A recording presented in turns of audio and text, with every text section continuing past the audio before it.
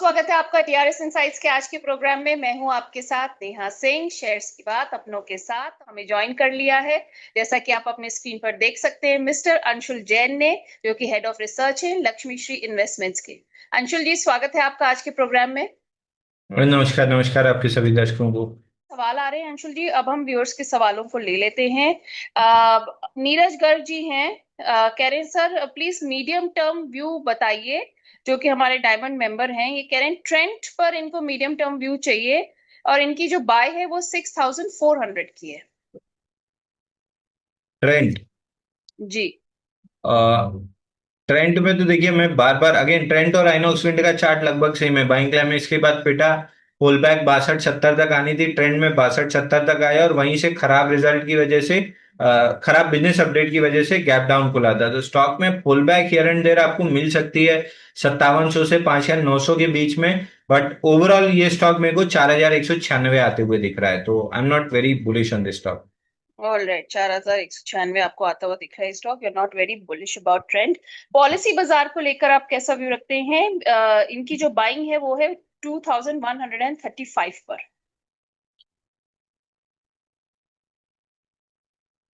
Policy budget PB fintech, देखिए again इस stock में एक प्रॉब्लम है। इस स्टॉक में प्रॉब्लम ये है कि बड़े वॉल्यूम नहीं, बड़ी कैंडल से ब्रेकआउट दिया था लगभग 90 दिन के कप कैंडल पैटर्न का एट 1805। प्रॉब्लम ये थी कि ब्रेकआउट के दिन कैंडल पे कोई वॉल्यूम ही नहीं था, एकदम छोटे वॉल्यूम से, मतलब 50 डे मूविंग एवरेज के जरा सा ऊपर गया था, जबकि ऐसे बड़े breakout 3x 4x of average volume पे होने चाहिए।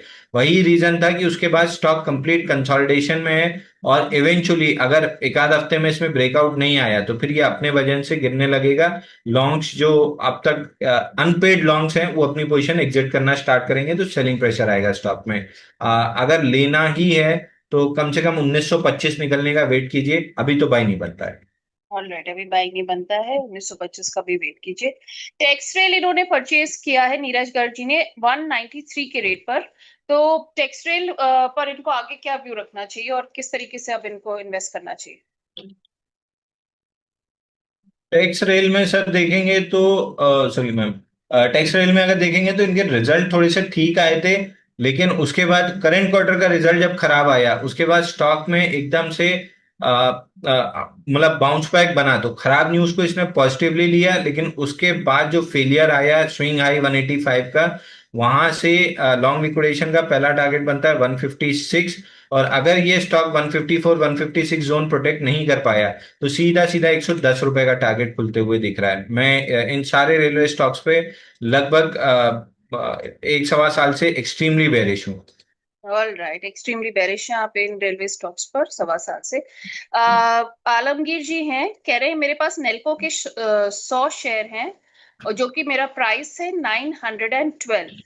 कह रहे हैं इस पर आगे मुझे कैसे प्रोसीड करना चाहिए?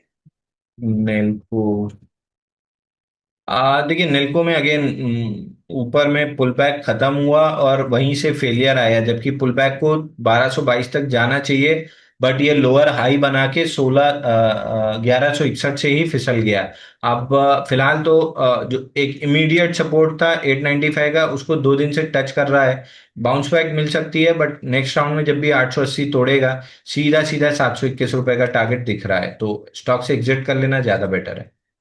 ऑलराइट, स्टॉक से एक्सिट करना ज्यादा बेटर है। आलमगीर जी के पास एनएफएल के भी 400 शेयर हैं, इनका जो बाइंग प्राइस है वो है 111 का। तो एनएफएल में कोई खास एनएफएल, दिक्कत नहीं दिख रही जी। एनएफएल में कोई खास दिक्कत नहीं दिख रही है। स्टॉक में कल अच्छी अपसाइड मोमेंटम कैंडल आई थी। जैसे ही 102 103 रुपए निकालेगा ये स्टॉक 120 रुपए, 112 और 120 की तरफ बढ़ जाएगा। ऑलराइट, आप एनएफएल कह रहे हैं अगर 103 से ऊपर जाता है तो 120 की तरफ ये मूव कर जाएगा। नितेश सारंगी जी हैं, जियो फाइनेंस पर आपकी राय मांग रहे हैं। इनके जो बाइंग प्राइस है वो है 260 का। कह रहे हैं 2 से 4 दिन का व्यू प्लीज बताइए इस पर। देखिए 2 से 4 दिन का तो कोई खास व्यू नहीं है, लेकिन 230 रुपए पे मैं एग्जिट की सलाह दे रहा था, क्योंकि मेरे को ये वापस से पुल बैक करके 210 रुपए 90 पैसे आते हुए दिख रहा है। तो 2 से 4 दिन में आएगा कि 1-2 हफ्ते लगाएगा कहना मुश्किल है, बट 310 रुपए 90 पैसे आने की प्रोबेबिलिटी थोड़ी सी हाई दिख रही है। All right. और आलोक इंडिया, इन्होंने जो बाय करा है वो 19 पर बाय करा है, 19 पर। तो उसमें भी ये शॉर्ट टर्म ही सलाह मांग रहे हैं। देखिए आलोक में 21.28 के ऊपर जब भी निकलेगा, प्रोबेबली 2 4 5 दिन में निकल सकता है। निकलेगा तो 24.56 तक का टारगेट खुल जाएगा, तो मेरे को आलोक इंडस्ट्री ठीक लग रहा है। ऑलराइट, आलोक इंडस्ट्री आपको ठीक लग रहा है। अविनाश काले जी हैं, पूछ रहे हैं सर क्या मुझे जेनस पावर और बेल राइस इस समय खरीदना चाहिए या नहीं, आप क्या सजेस्ट करते हैं? जीनस पावर ले सकते हैं, 410 रुपये 95 पैसे आ सकता है। बेल। पैटर्न ठीक है, मैं मतलब मैं थोड़ा सा आई एम नॉट वेरी श्योर। और बेल राइज में अगर आप देखेंगे तो बेल राइज यहाँ से फ्रेश बाय नहीं बनता है। आईपीओ बेस ब्रेकआउट था, 120 का टारगेट था, कंप्लीट कर गया है। जिसके पास है उसको अब ट्रेलिंग स्टॉप लॉस 118 रुपये ले लेना चाहिए। ओके, 118 का स्टॉप लॉस लगा लेना चाहिए इसमें। अनीता कोठारी जी हैं, एचएएल पे राय मांग रही हैं, और हमारे टीटागढ़ पे राय मांग रही है, और अनंत राज पर कह रही है सर मेरा लॉन्ग टर्म व्यू है, 6 से 8 महीने का भी उस हिसाब से पूछ रही। मैं एक बार स्टॉक का नाम रिपीट कर दिए। एचएएल पे इन्होंने मांगा है आपसे राय, टीटागढ़ और अनंत राज पे। Let's take it one by one, HAL ले लेते हैं पहले। देखिए एचएल में एक रेंज बनी हुई है 5165 और 4420। 5165 तोड़ने की मल्टीपल अटेम्प्ट हो चुके हैं, गलती से भी किसी दिन काउंटर ने 4776 तोड़ दिया तो सीधे 4420 तक आते हुए दिखेगा, तो मेरे को बिल्कुल नहीं अच्छा लग रहा है। ओके, और टीटागढ़ पे अंशुल जी? टीटागढ़ में एक बार चेक कर लेता हूँ, बाइंग पैटर्न है। टीटागढ़ में यहाँ से अपसाइड दिख रही है 1093 रुपए तक की। मे बी हमारे क्लाइंट्स लॉन्ग हो सकते हैं क्योंकि पैटर्न बाइंग का बना था। एक बार चेक कर लेता हूँ मैं, 2 मिनट में चेक कर लूंगा, तब तक नेक्स्ट सवाल ले लीजिए। चलिए,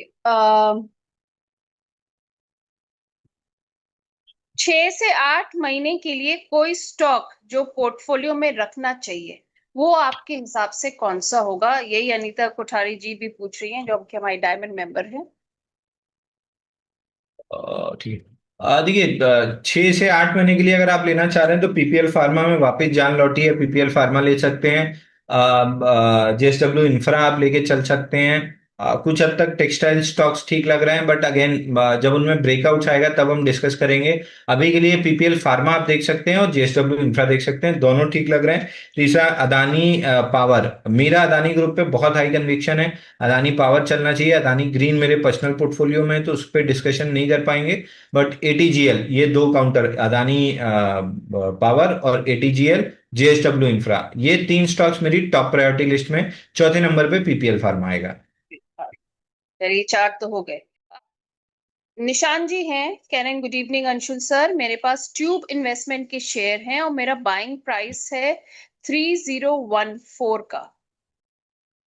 देखिए ट्यूब इन्वेस्टमेंट में 2964 के ऊपर एक ब्रेकआउट आया था और उसके बाद इमीडिएटली ब्रेकआउट फेल भी हुआ है और वापस नीचे आ रहा है अगेन ऑलमोस्ट। आप देखिए यूग्रो कैपिटल जैसे इसमें फॉर्मेशन है, 19 हफ्ते में 49% गिरा, बाउंस बैक किया। बाउंस बैक के बाद जैसे 190 के ऊपर हम समझ रहे हैं कि ब्रेकआउट आएगा, आ सकता है यूग्रो में, इसमें वैसा ही ब्रेकआउट दिया और अब फेल करने की कोशिश कर रहा है। फिलहाल स्टॉक एक्सट्रीमली साइडवेज है, बट आई बिलीव कि ये स्टॉक आपको नीचे मिल सकता है समवेयर अराउंड 2600 रुपए तक, तो लॉन्ग पोजीशन तो नहीं बन रही है। अगर आपके पास किसी भी तरह की लॉन्ग पोजीशन है तो 2825 रुपए का क्लोजिंग बेसिस स्टॉप लॉस लगा लीजिए।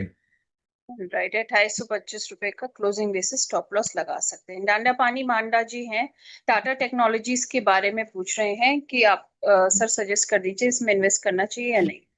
देखिए टाटा टेक मेरे पर्सनल पोर्टफोलियो में तो buy sell stop loss target की सलाह नहीं रहेगी as per SEBI rules. But 720 के ऊपर मेरे को चाहिए था, 720 के ऊपर टिक रहा है। अगर ये शैलो पुल बैक देता है 717 तक, बहुत बेहतरीन हो जाएगा। ऊपर 803 841 का टारगेट मैं अपने लिए लेके चल रहा हूँ, वहां पे प्रोबेबली मैं प्रॉफिट बुकिंग करूंगा। ऑल राइट, तो वहां पे प्रॉफिट बुकिंग हो सकती है। उदय प्रमाणिक जी हैं, KNR के बारे में पूछ रहे हैं, इनका बाइंग प्राइस है 250 का, लॉन्ग टाइम 1 ईयर व्यू का टारगेट आपसे पूछ रहे हैं। देखिए केएनआर में ऑलमोस्ट यहाँ पे एक मोमेंटम कैंडल बनी है, बट अगर छोटा सा स्कैल्प भी करना है तो 226 निकलने के बाद बनेगा, तब ये काउंटर 235 250 तक जा सकता है। बट परफेक्ट पैटर्न है जिसको मैं नहीं ट्रेड करता। 44 हफ्ते में 52% गिरा हुआ है। ओके, 44 से 52% गिरा हुआ है ये। शशिधर जी हैं, कह रहे हैं मेरे पास 55 शेयर हैं एथर एनर्जी के, और मेरा जो बाइंग प्राइस है वो 316 का है। सर क्या आप मुझे वो लेवल सजेस्ट कर सकते हैं जिसमें मैं और शेयर ऐड करूं?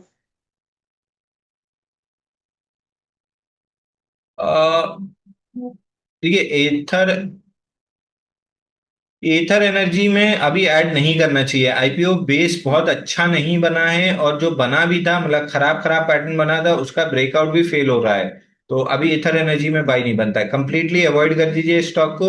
इस टाइप के ब्रेकआउट अगर फेल होने पे आते हैं तो मुंह के बल गिरते हैं, और इसका पहला ही मेजर सपोर्ट सीधा सीधा 301 पे है, कंप्लीटली अवॉइड करना चाहिए। ओके, कंप्लीटली अवॉइड कर सकते हैं शशिधर जी इस समय। मामराज जी आईपीओ के बारे में पूछ रहे हैं, एंथम के बारे में कह रहे हैं सर ये परचेज किया है, आपको आगे क्या लगता है कि कैसा रहेगा?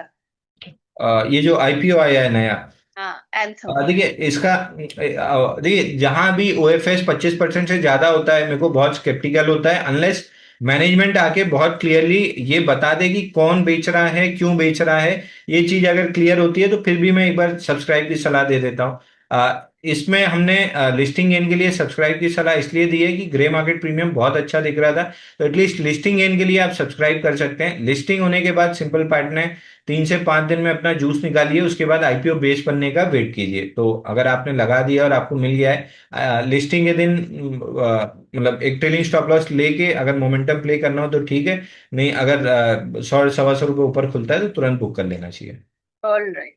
अगर थोड़ा ऊपर खुलता है तो बुक कर सकते हैं। तनिष्क जी हैं, कह रहे सर क्या मैं कुछ इन्वेस्टमेंट करना चाहता हूँ मार्केट में, और क्या मैं अडानी ग्रीन और टाटा टेक में इन्वेस्ट कर सकता हूँ इस समय? ये आपके हिसाब से इसमें इन्वेस्टमेंट कैसा रहेगा? देखिए, मेरे दोनों में पर्सनल इन्वेस्टमेंट है, तो सेबी ये कहता है कि 30 दिन पहले और 30 दिन बाद तक आप उस स्टॉक पे बात नहीं कर सकते जिस पे आप ट्रेड कर रहे हैं। तो ओके। मतलब लेने के बाद तो नहीं कर सकते हैं। तो मैं दोनों अपने पर्सनल पोर्टफोलियो में होल्ड कर रहा हूँ, तो मैं buy sell stop loss target की सलाह नहीं दूंगा। बट मेरे को वीकली चार्ट पे बड़ा अप ट्रेंड दिख रहा है, इसलिए मैं डेली चार्ट पे इनके ब्रेकआउट्स या छोटे छोटे मूव्स प्ले कर रहा हूँ। तनिष्क जी नेटवर्क 18 पर कह रहे हैं कि टारगेट क्या रहेगा और स्टॉप लॉस कहाँ लगाना चाहिए, ये आप बता दें उन्हें। मैं स्टॉक का नाम मिस कर गया मैम।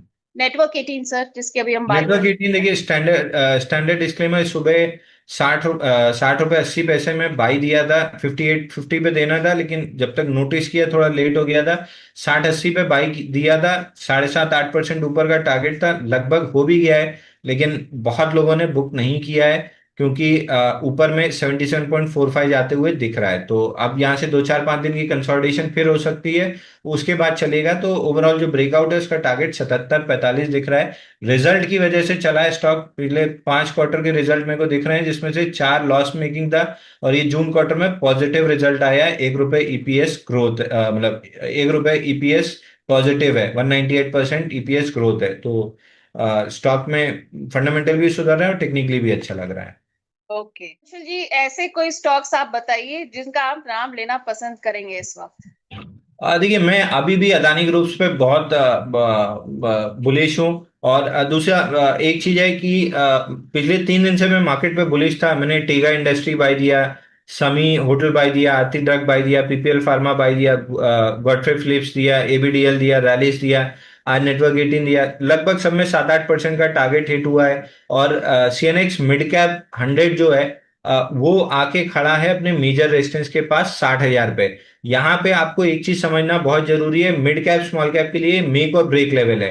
पूरा कप हैंडल पैटर्न बड़ा बन चुका है, कप कंप्लीट हुआ, हैंडल कंप्लीट किया, हैंडल कंप्लीट करके ऊपर आके ब्रेकआउट पॉइंट के पास खड़ा है। अगले 2 3 दिन आपके लिए चैलेंजिंग हो सकते हैं, या प्रोबेबली 8 10 दिन भी यहाँ काट सकता है। और ब्रेकआउट के पहले कितना कंसोलिडेशन होगा कहना लगभग इम्पॉसिबल है। सीएनएक्स ऑटो पे वीकली चार्ट में 9 हफ्ते हो चुके हैं। तो अब यहां से ब्रेकआउट का वेट करना चाहिए।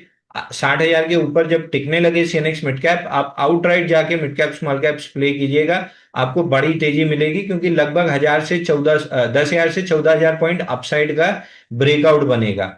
इमीडिएट अगर आपको लेना है, 1 किलो का न्यूमेटिक हमने आज शाम को बाई, मतलब मार्केट क्लोज होते हुए हमने अपने क्लाइंट्स को बाई दिया है। एक एनवायरो इंफ्रा दोबारा बाई दिया है, एक बार दिया था 10% ऊपर चल गया था, दोबारा बाई दिया है। तो ये 2 स्टॉक्स आप देख सकते हैं, ये दो में अभी हमने आज अपने क्लाइंट्स को बाई दिया हुआ है। स्टैंडर्ड डिस्क्लेमर, दोनों पे क्लाइंट्स लॉन्ग हो सकते हैं। बट यहां से आई वुड सजेस्ट कि आप क्वांटिटी छोटी रखिएगा, क्योंकि मेजर रेजिस्टेंस के पास आके खड़ा हुआ है मिड कैप इंडेक्स। अगर गिरना है तो यहीं से गिरेगा, अगर ब्रेकआउट देना है तो यहीं से देगा। ब्रेकआउट देता है तो बड़ा 14,000 पॉइंट की अपमूव मिलेगी मिड कैप पे, जो इजी मनी एनवायरनमेंट जिसको कहते हैं हम, वो लौट आएगा। ओके, पर स्मॉल क्वांटिटी रखनी चाहिए, जो सजेशंस आपके हैं उस हिसाब से। हमजा जी हैं, कह रहे हैं गुड इवनिंग अंशुल सर और नेहा मैम, प्लीज मुझे बताइए अगर मैं इस समय एंट्री ले सकता हूँ एफएसएल में और बीसीसीएल में। BCCL is Bhatia colour chemical limited. BCCL और एफएसएल। जी। देखिए, एफएसएल से स्टार्ट करते हैं। स्टॉक ठीक लग रहा है, लेकिन पैटर्न अंडर डेवलपमेंट है। 401 रुपए निकलता है तो आप बिल्कुल बाई कर सकते हैं।